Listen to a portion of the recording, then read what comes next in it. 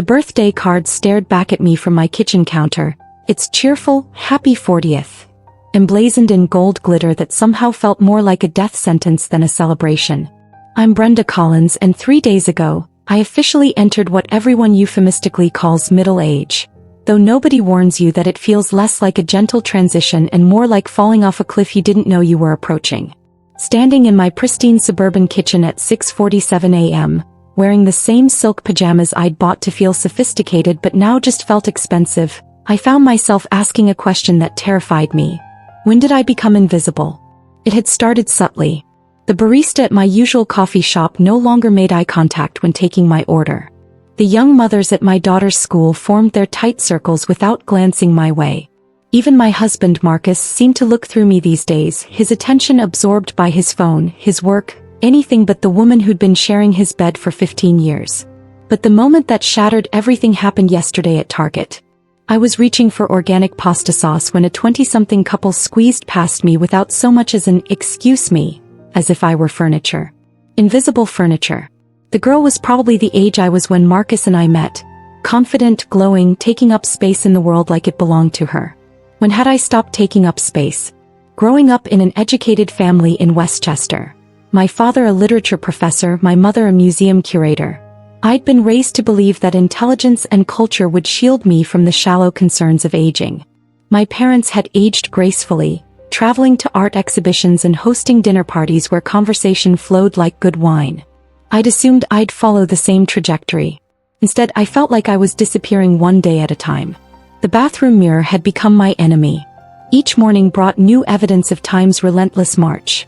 Lines around my eyes that concealer couldn't quite hide, a softness around my jaw that hadn't been there at 35, hair that no longer held color the way it used to. But it wasn't just the physical changes. It was the growing sense that the best parts of my life were already behind me. My daughter Emma, now 16, needed me less each day. The career in marketing that had once felt meaningful now seemed like an endless cycle of meetings about campaigns for products I didn't care about. My marriage felt less like a partnership and more like a business arrangement focused on logistics. Who would pick up Emma when the mortgage was due, whether we needed to book the car in for service? Mom, can you drive me to Sarah's? Emma's voice cut through my spiral of self-reflection.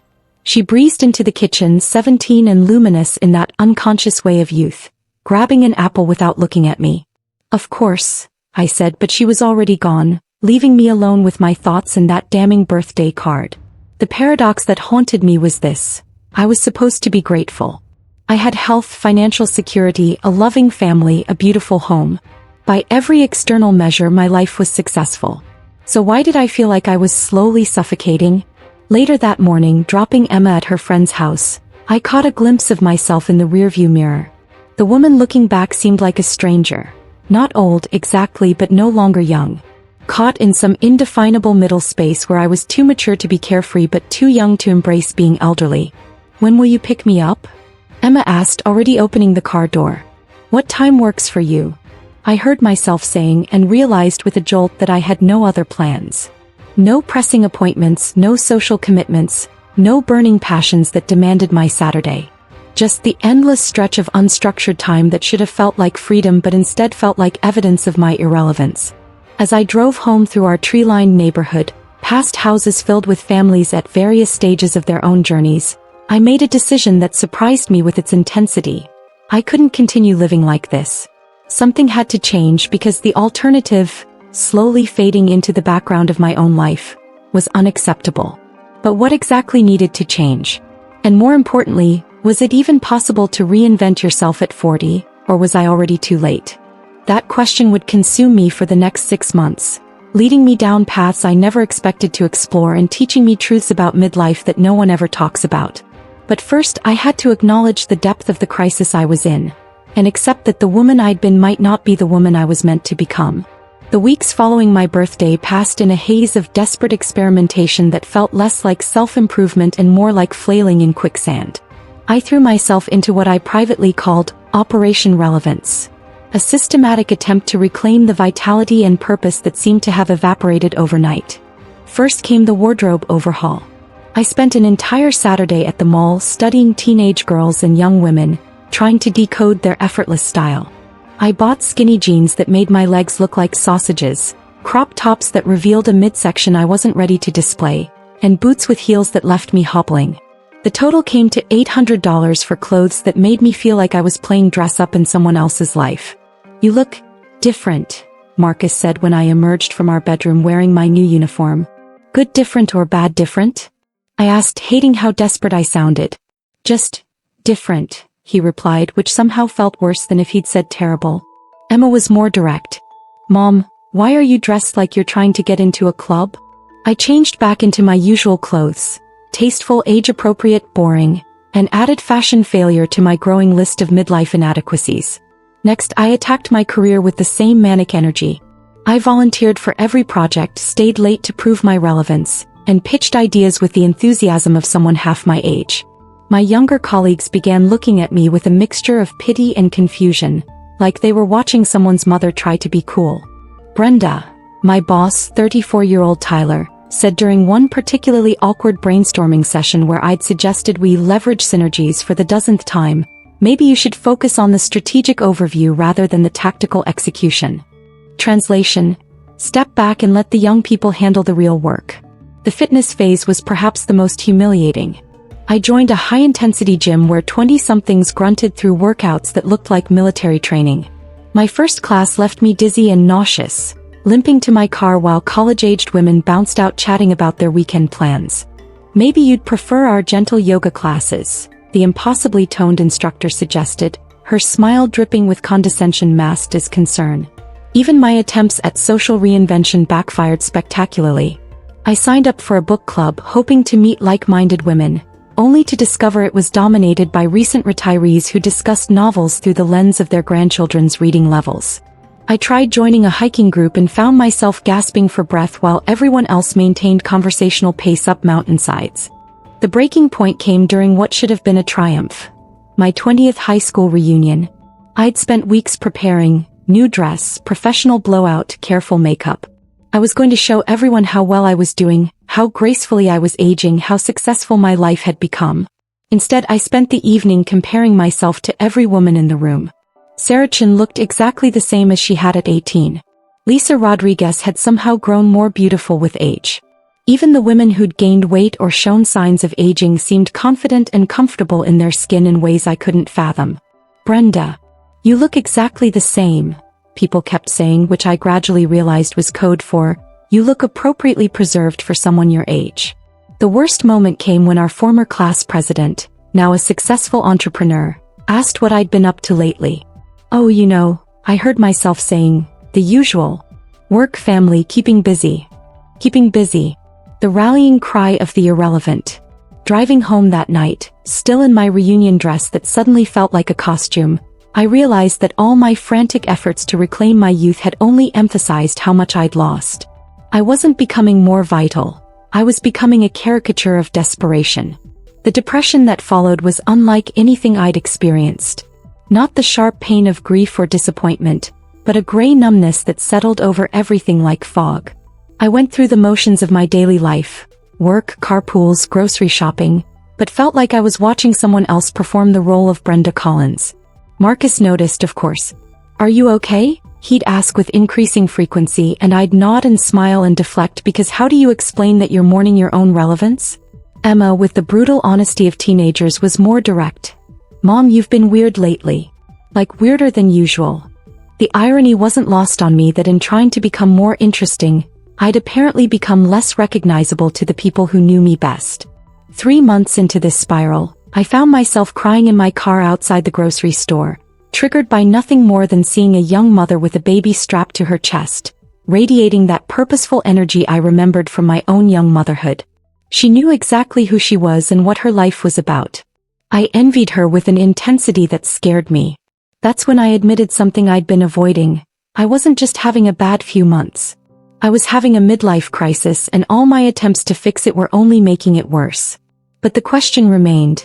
If everything I'd tried had failed, what was I supposed to do instead? Was this just what 40 looked like for women? A slow fade into irrelevance punctuated by increasingly desperate attempts to matter? I had no idea that the answer would come from the most unexpected source. or that my journey back to myself would require not fighting against my age, but finally learning to embrace what it could offer. The gym I joined in desperation during my fitness phase became the unlikely setting for my salvation, though not in the way I'd expected. After months of suffering through classes that left me feeling more inadequate than when I'd started, I'd given up on the high-intensity workouts and started using the quiet stretching area during off-peak hours. That's where I met Katy Rodriguez. I first noticed her because she moved differently than the other trainers, less like someone performing fitness and more like someone who understood bodies. While the younger instructors bounced around with aggressive enthusiasm, Katy had a calm presence that made even intimidating exercises look manageable. She was probably in her early 50s, with silver-streaked hair she wore in a practical ponytail and the kind of confidence that comes from being comfortable in your own skin. When she approached me one Tuesday morning, I braced myself for another suggestion about gentler alternatives to real exercise. "You know," she said, sitting down beside me as I attempted what was probably the world's most pathetic hamstring stretch, "you look like someone who's fighting a war with herself." I nearly laughed at how accurate that was. "Is it that obvious?" "I've been training women for 25 years, Katy said, her slight accent suggesting she'd grown up somewhere in the Southwest. "And I can spot a midlife crisis from across the gym." Instead of being offended, I felt relief at being seen so clearly. "That bad, huh?" "Not bad. Just misdirected." He gestured around the gym. "You're trying to solve an internal problem with external fixes." Been there, done that, bought the expensive workout clothes. Over the next hour, Katy shared her own story. She'd been a corporate lawyer until her early 40s, climbing the partnership track with single-minded determination. Then, seemingly overnight, everything she'd worked for felt meaningless. "I thought the answer was to work harder, look younger, achieve more," she said. "I had plastic surgery, bought a sports car, started dating men half my age. Classic midlife cliché, right down to the yoga retreats in Bali. What changed? I realized I was trying to go backward instead of forward. I was so focused on reclaiming my 20s that I never stopped to ask what my 40s might offer that my 20s couldn't." Katy pulled out her phone and showed me a research study from Harvard's Study of Adult Development. Dr. George Vaillant tracked people for over 70 years, and you know what he found? The people who were happiest in their later decades weren't the ones who stayed young longest. They were the ones who learned to find meaning in each stage of life. But how do you find meaning when everything feels pointless? That's the million-dollar question, isn't it? Katy smiled. "Here's what I've learned. 40 isn't about decline. It's about distillation. All the things that used to matter, the approval, the competition, the need to prove yourself, they start falling away. The question is whether you're going to panic about losing those things or get curious about what's left." She mentioned research from Stanford's Center on Longevity showing that life satisfaction actually increases after age 50 for most people, despite common assumptions about aging and happiness. "The women who thrive in midlife," Katy continued, "are the ones who stop trying to be who they were and start discovering who they're becoming. It's not about fighting age, it's about growing into it." "Easy for you to say," I said, immediately regretting how defensive I sounded. "You found your purpose. You're helping people." "I sell marketing campaigns for products I don't believe in to people who probably don't need them."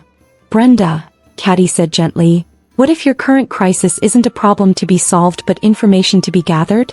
What if everything you're feeling right now is your authentic self trying to emerge?" She referenced Dr. Carl Jung's work on the second half of life, explaining how he believed midlife crises were actually developmental necessities, the psyche's way of forcing us to confront who we really are beneath all the roles we've accumulated. According to Jung, she said, the first half of life is about building an ego and achieving external goals. The second half is about dismantling what no longer serves us and discovering our authentic selves. The crisis you're experiencing? It's not pathology. It's psychology working exactly as it should. For the first time in months, I felt something other than despair or desperate determination. I felt curious. So what do I do with that information? "Well," Katy said, standing and extending her hand to help me up, "that depends. Are you interested in actually exploring who you might become, or are you still committed to trying to be who you used to be?" Looking up at her, this woman who radiated the kind of authentic confidence I hadn't felt since my 20s but in a completely different way, I realized I was ready to try something I'd been avoiding since my birthday. moving forward instead of backward. What would exploration look like? It would look like getting comfortable with not knowing who you are for a while, Katie said. It would mean treating this transition as an adventure instead of a disaster. And it would require accepting that the woman you're becoming might be completely different from the woman you've been. As I drove home that day, I felt something I'd almost forgotten. Excitement about the future instead of nostalgia for the past. I had no idea what exploring who I might become would actually involve. But for the first time since turning 40, I was genuinely curious to find out. The question was no longer how to get back to who I used to be. It was who I might discover myself to be if I stopped fighting the journey and started embracing it. Katie's approach to midlife transformation was unlike anything I'd encountered in self-help books or women's magazines. Instead of promising quick fixes or dramatic makeovers, she introduced me to what she called conscious aging, the practice of moving through life transitions with intentional awareness rather than reactive panic. The first step, she said during our weekly sessions, which had evolved from fitness coaching into something closer to life mentoring, is learning to differentiate between what's actually happening and what you're making it mean. She had me start keeping what she called a reality journal, documenting the objective facts of my daily experiences versus the stories I was telling myself about those experiences. Write down exactly what happened, she instructed, then write down your interpretation. You'll start to see the difference between aging and the narrative you've created about aging. The results were revelatory. I'd written things like fact, the barista didn't make eye contact. Story, I'm invisible because I'm old. Or fact, Emma spent the weekend with friends. Story, I'm no longer needed because I'm irrelevant. See the pattern? Katie asked, reviewing my entries. You're taking normal life events and turning them into evidence of your declining worth. The barista might have been having a bad day. Emma's behavior is normal teenage development, not a referendum on your value. She introduced me to research from the University of Toronto showing how cognitive biases intensify during life transitions, making us interpret neutral events through the lens of our fears. Dr. Alexandra Freund's work on goal adjustment showed that people who learn to recognize these biases navigate midlife transitions more successfully. But the real breakthrough came when Katie challenged me to stop trying to reclaim my past identities and start exploring what she called emergent possibilities. Instead of asking, how do I get back to who I was, she said, try asking, what wants to emerge through me now?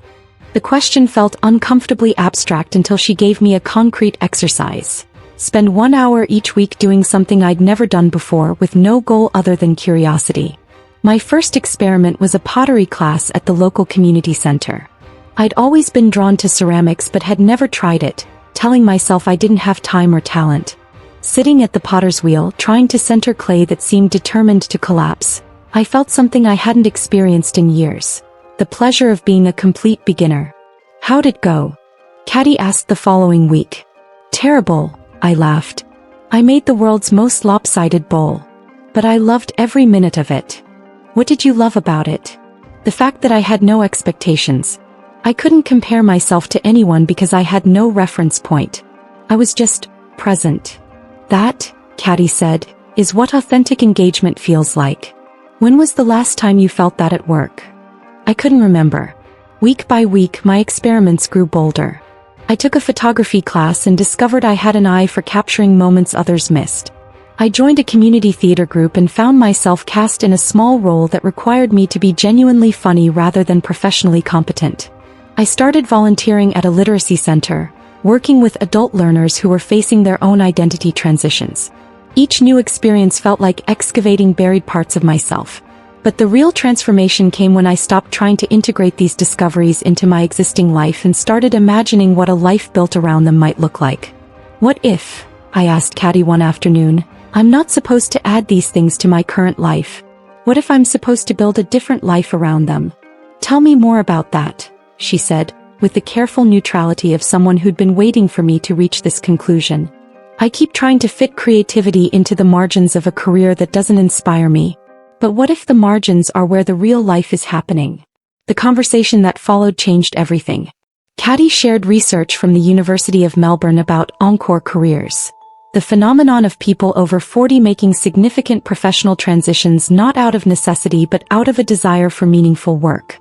Dr. Mark Friedman's research shows that people who make successful career transitions in midlife share certain characteristics, she explained. They don't abandon their previous experience, they build on it in new ways. They don't start from scratch, they synthesize what they've learned into something that feels authentic. Over the next month, I began exploring how my marketing background might translate into work that actually mattered to me. I researched nonprofits that needed communication expertise. I looked into arts organizations that could use someone who understood both creativity and business.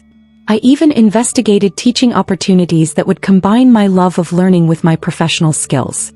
The resistance came from everywhere. My own fears, Marcus's practical concerns, even Emma's worry about our family's stability. But something had shifted fundamentally in how I approached obstacles. Instead of seeing resistance as evidence that I should give up, I started treating it as information about what mattered most to me. When Marcus worried about our financial security, I created a detailed transition plan that addressed his concerns while preserving my emerging vision. When Emma expressed anxiety about changes in our family dynamic, I assured her that my growth didn't threaten our relationship. It modeled what was possible for her own future. The biggest shift was internal. I stopped trying to become someone else and started becoming more myself. The woman emerging from this process wasn't younger or more accomplished than the woman I'd been. She was more integrated, more authentic, more purposeful. You know what I notice about you now? Caddy said during one of our last formal sessions. You take up space again. Not because you're trying to prove anything, but because you know you belong in the space you occupy. He was right. The invisible feeling that had plagued me since my birthday had gradually dissolved, replaced by a quiet confidence that came from living more intentionally. I wasn't trying to be noticed. I was too engaged in my own life to worry about who was watching. But the real test would come in translating these internal shifts into external changes. Could I actually build a life around what I'd discovered about myself? Or would the practical realities of midlife force me back into the safe, familiar patterns I'd been trying to escape? 18 months after my 40th birthday crisis, I'm sitting in what used to be my home office, now converted into a bright workspace where I run my own communications consultancy focused exclusively on nonprofit organizations. The walls are covered with photography from my various projects: literacy programs, environmental initiatives, arts organizations. Each image representing not just a client but a piece of my authentic self that I've recovered and integrated. The transformation didn't happen overnight, and it wasn't without its challenges. But the woman who once felt invisible at 40 has become someone who helps other organizations become more visible in service of their missions. Tell me about your typical week now. Marcus had asked me just yesterday over dinner, still adjusting to the reality that his wife had essentially rebuilt her professional life from scratch. There's no typical week anymore, I told him, and realized that was exactly what I loved about my new life. Last week I helped a domestic violence shelter redesign their website, photographed an art installation for a community center, and started planning a campaign for the literacy program where I volunteer. The financial transition had been smoother than either of us expected. My marketing background, combined with the nonprofit sector's desperate need for professional communications support, created opportunities one hadn't anticipated. More importantly, I discovered that working for organizations whose missions I believed in gave me energy rather than draining it. Emma, now 17 and preparing for college, had become one of my most insightful observers. "Mom," she'd said recently, "you're different now. Not younger. I mean, you're obviously still old." She grinned at her own teasing. "But you're more yourself. Like more than you were when I was little." He was right. The integration I'd achieved wasn't about reclaiming my youth but about synthesizing everything I'd learned over 4 decades into a way of being that felt both mature and vital. Caddy and I still meet monthly, though our relationship has evolved into something more like friendship between colleagues. She's helped me develop workshops for other women navigating midlife transitions, and I've discovered that sharing what I've learned is as fulfilling as the learning itself. "You know what's interesting about your story?" she said during our most recent coffee meeting. "You thought your crisis was about getting older, but it was really about growing up." "What do you mean?" "For the first time in your life, you stopped living according to other people's expectations and started living according to your own values. That's not regression, that's development." She referenced new research from Harvard's Grant study showing that people who successfully navigate midlife transitions often report that their 40s and 50s are more satisfying than their 20s and 30s, despite, or perhaps because of, increased self-awareness about life's limitations. The most unexpected aspect of my transformation has been its impact on my relationships. Instead of feeling threatened by my changes, Marcus has been inspired to examine his own life more closely. He started taking art classes and has begun talking about transitioning to more meaningful work in his own field. "I was so focused on maintaining our status quo," he admitted recently, "that I forgot we both had permission to grow. Our marriage feels more like a partnership between two people actively choosing each other rather than two people simply going through familiar motions together. My relationship with aging itself has fundamentally shifted. Instead of seeing each year as a loss, I've begun understanding time as increasingly precious, which makes me more intentional about how I spend it. The urgency I feel now isn't about reclaiming my youth. It's about making sure I don't waste the decades I have left living someone else's version of my life." The photography project I've been working on, portraits of women over 40 who've made significant life changes, has become both personally meaningful and professionally successful. Each woman I photograph teaches me something new about the possibilities that open up when we stop fighting our age and start leveraging our experience. "What advice would you give to women who are where you were 2 years ago?" I asked Dr. Sarah Chin, a physician who left her practice at 45 to become a medical photographer, during our most recent session. "Stop trying to go backward," she said without hesitation.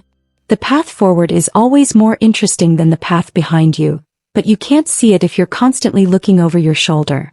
Next month, I'm launching a speaking series called The Silent Crisis, focused on helping women navigate the unique challenges of midlife with intention rather than panic. The response has been overwhelming. Apparently, there are thousands of women who felt exactly what I felt but had no language for the experience. The irony isn't lost on me that turning 40, which felt like the end of everything meaningful, has become the beginning of the most authentic period of my life. I'm not younger than I was 2 years ago, but I'm more myself than I've ever been. This morning, getting ready for a client meeting with an organization that supports women's leadership development, I caught sight of myself in the bedroom mirror. The woman looking back at me has lines around her eyes and silver threads in her hair, but she also has something the younger version of me never possessed. The confidence that comes from knowing exactly who you are and what you stand for. The silent crisis of turning 40 isn't really about aging. It's about awakening. It's about recognizing that everything you've learned over 4 decades can become the foundation for everything you'll build over the next 4 decades, if you're brave enough to stop mourning what's behind you and start exploring what's ahead. For any woman reading this who feels invisible, irrelevant, or lost in the transition to midlife, I want you to know, you're not disappearing. You're evolving. And the woman you're becoming has the potential to be more powerful, more purposeful, and more authentically yourself than any version of you that came before. The crisis is real, but it's not the end of your story. It's the beginning of your next chapter, and you get to write it exactly as you choose.